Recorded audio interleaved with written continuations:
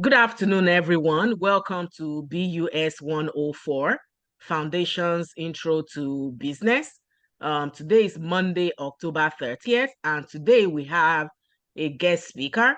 For many of you who were here last Monday, he was the same person who visited our class to observe some of your company profile presentations, and at the end, he did provide some feedback to students who made their presentations last week.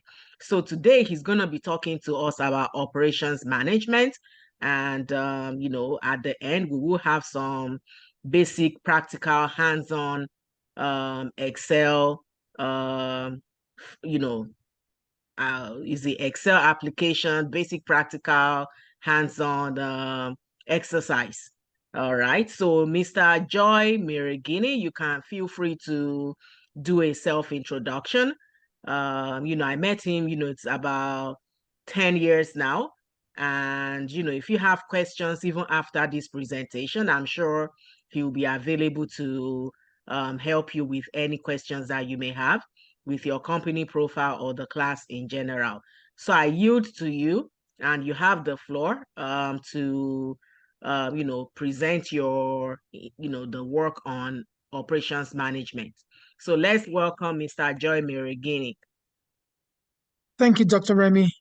Hi, everyone. Hello. I would love this to be a very interactive class because operations affects everyone in our daily lives. Welcome to today's session.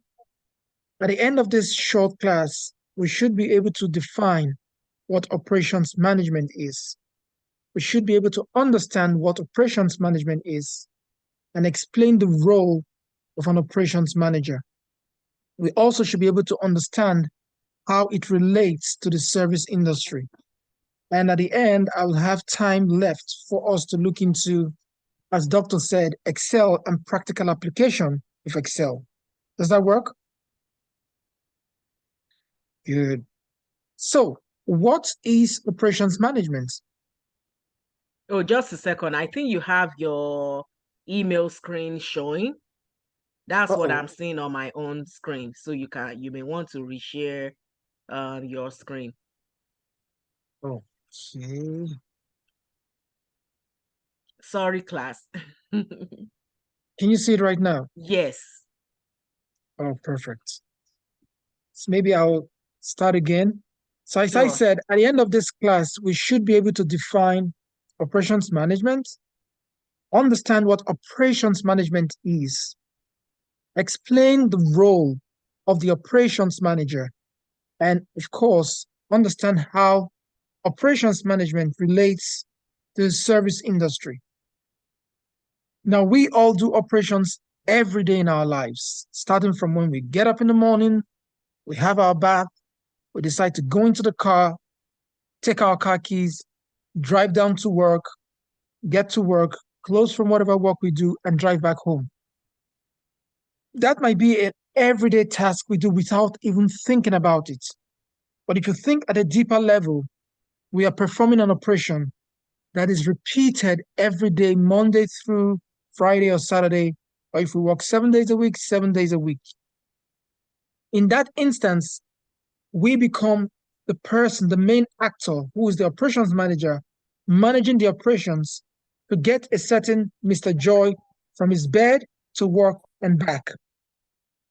And in that instance, we have the same actor, myself, being running through a series of tasks that are repeated every time that I don't even have to think about them.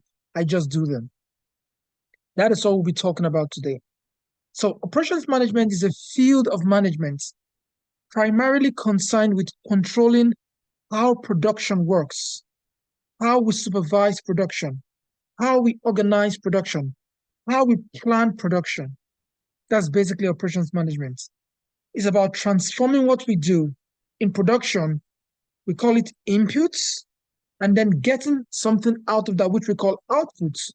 And when we move that output through a process of distribution, we meet the needs of customers. Look at the example I gave. If we review that example, when I get up in the morning to go to work and come back from work, I'm meeting a need of my employer. So getting myself up from work every day, running through a series of tasks where I brush my teeth so my mouth doesn't give an offensive odor. I have my bath so I look healthy. My skin is healthy. When I take care of my teeth, that's why I brush. And I eat some food to give me energy. I think of how to get to work. I either hop on a train or drive my car. I get to work. If I'm driving my car, I have to park the car. If I'm hopping on a train or a bus, I have to carry my bus pass so I can get on the train or bus. Then all through getting to work, being in the right frame of mind to work. At the end of the day, if my employer sees a well put together human that can do the job I was employed to do, I've met his need that day. And I go back home running through that whole series of processes. That is operations management in a nutshell, as simplified as it may be. So again, I say it refers to the management of production systems that transforms inputs into finished goods and services. Always remember the end goal of any operations management is to produce a good or a service, sometimes both goods and services, and then meet the needs of customers. Very critical. Does that help? Any questions? Okay, I will try and speed through so we have time at the end for the Excel work. But please stop me if you have a question or if you don't understand what I just said. Now, this is a very broad array of things that happen in a big, large business. You can have all the parts interacting. And right here, you can see operations management. It's a small chain for larger chain in a large company. And the reason I bring this picture is to show you that what you do impacts everyone in the link, in the value chain link. Now, how does this relate to operations management? Every change you do impacts a business. As an operations manager, always remember what you do impacts the business. What you do impacts human resources. What you do impacts production. What you do impacts supply chain. What you do impacts customer relationship management. If you produce a good that does not meet the needs of customers, customers are going to complain. They'll put a phone call in, hey, what did you send me? The order is defective. And then you run through a series of challenges for the marketers and the salespeople. If you are working and your tools are not fit for purpose or your tools break down, you put a call through to tools and fixtures or production or to warehouse. Say, guys, I need some tools. My tools are broken down. Or manufacturing chain. What's happening here? You keep giving me these keys. They're breaking when I'm producing. Then you have a challenge. So everything you do is impacted by others, and you also have an impact on others.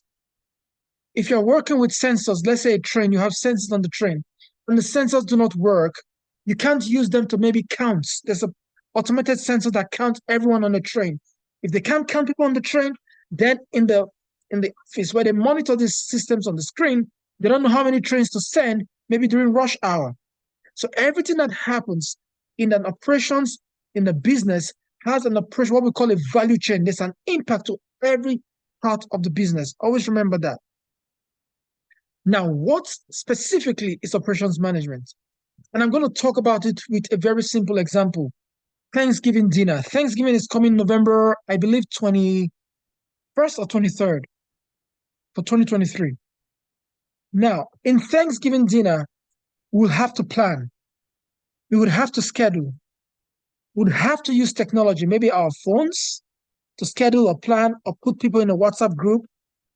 We'll have to do logistics to move the things we want to cook for dinner.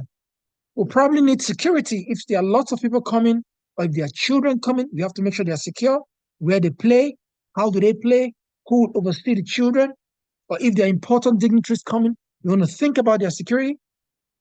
We have to do supply chain management. If, for example, we are planning for a 50 or 200 person dinner, we have to get maybe the authorities involved to let them know that this is going to happen. We have to call the local council. Where can I get parking? If we are making food for just 2 people, we probably don't want to think of supply chain. But if for 20 people, how do I package goods or food for 20 people in one car? Do I need 3 cars? Do I need 2 cars? How does it get supplied? Do I order them to deliver at the house? So it's easy for me not to have to transport the goods, the raw materials. We have to do quality assurance. When I cook the food, who's going to test it that it tastes well? There's not too much seasoning or there's not enough seasoning. That's quality assurance. This is the age of digital media, social media. Probably we have to take some pictures on our phones. Who's going to take pictures for us when we are eating or when we are done eating? Now, this is a typical thing that you might consider a, a remote task. Oh, it's just Thanksgiving dinner. I'm just cooking for 5 people in my house. Assume you're planning for a large extended family of 20 people this Thanksgiving, and you have to invite them all to dinner. How do we prepare for that? Who would manage that task? Who would be tasked with thinking about everything that impacts on that Thanksgiving dinner? From when we plan to get the food stuff, how we plan to cook the food, how we plan to invite guests, how we plan to host guests. If they are coming with cars, where will they park? How we plan to even feed them, how to get plates, how to get the plates arranged. If they're coming with children, where are we going to keep the children? Is there a playpen? And at the end of the whole thing, how do we clean up? How do we clean up the plates? Do we use disposable plates so we can trash them out? Do we use china? And how do we wash them? Do we have a dishwasher? Who's going to clean up the whole mess? You know, when people eat at a place and there are lots of people, they make a huge mess, especially when there are children involved. These are the things an operations manager thinks about for something as simple as planning a Thanksgiving dinner. Let's come to practical example. We are about 12 in the group, and I'll be love to call on names right now. So please feel free to jump in, or I will call you. Hi, Ridgy. Did I pronounce your name well? Monica, are you here? Did I pronounce your name well? You can give a thumbs up if you hear your name, or you can just give a clap sign, or you can answer. Oh, great. Thanks, Monica, for responding. Millie. Hi, Millie. Nice to see you again from last week. Millie, are you here? Can you give a thumbs up?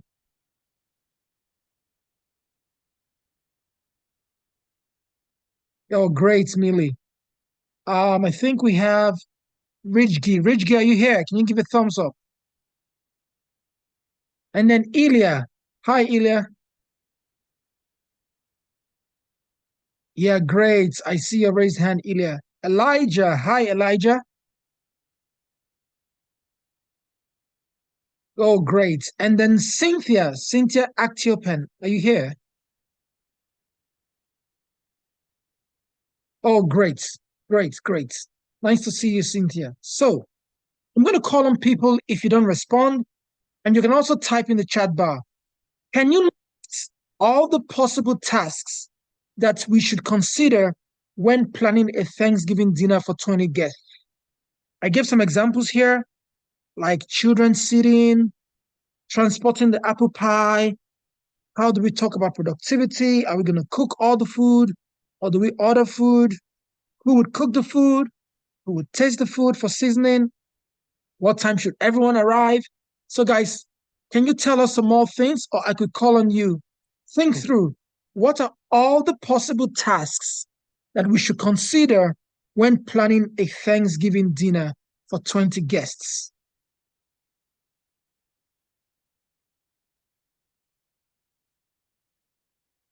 I'll give you 1 minute to think through, and then I'll start asking questions, or I could call on you. Or please feel free to just talk or type in the chat bar if you have an answer. I repeat the question. Can you list all the possible tasks that should be considered when planning a Thanksgiving dinner for 20 guests? I think it would take a time. The time, right? That's good. Aigo, thanks for chiming in. What time should everyone arrive? How long should, thank you, Aigo. How long should the Thanksgiving dinner last? Do we start at 4 p.m. and end at 8? Or do we have a late dinner, start at 7, let it run through late in the night, and when everyone is tired, they can just eat and go home?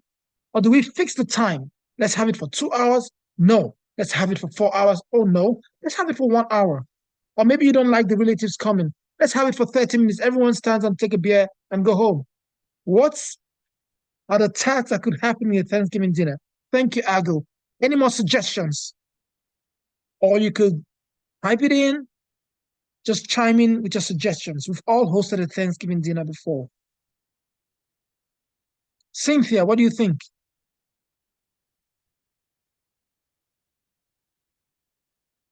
Elijah? I think Cynthia has something. Cynthia responded in the chat. She just typed something in there. Oh, great. Thank you, And Cynthia. Monica also typed in the chat. Absolutely. So, are we going to have a Thanksgiving dinner in my house? What if my house only has a small dining table for only 4 guests? What do I do?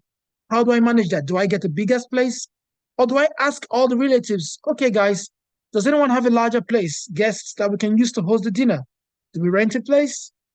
The menu. Absolutely, Monica. Thank you. What should be on the menu? Do I just do apple pie and maybe do some turkey and have some gravy? What should be on the menu? Thank you again, Cynthia. How do I send out invitations? Now we are in the digital age. Back in the day, you could have some phone call, or you could have snail mail, or you could actually write out invitations from a CVS store or from a Dollar Tree store you buy and mail it out. But today we have WhatsApp. Can we just put everyone on a WhatsApp group, the whole 20 people, and start sending out communication from there? Oh, thank you, Elijah. That is excellent. Who would be responsible for cleanup? Everyone knows that no one loves to clean up. We just love to eat and move on.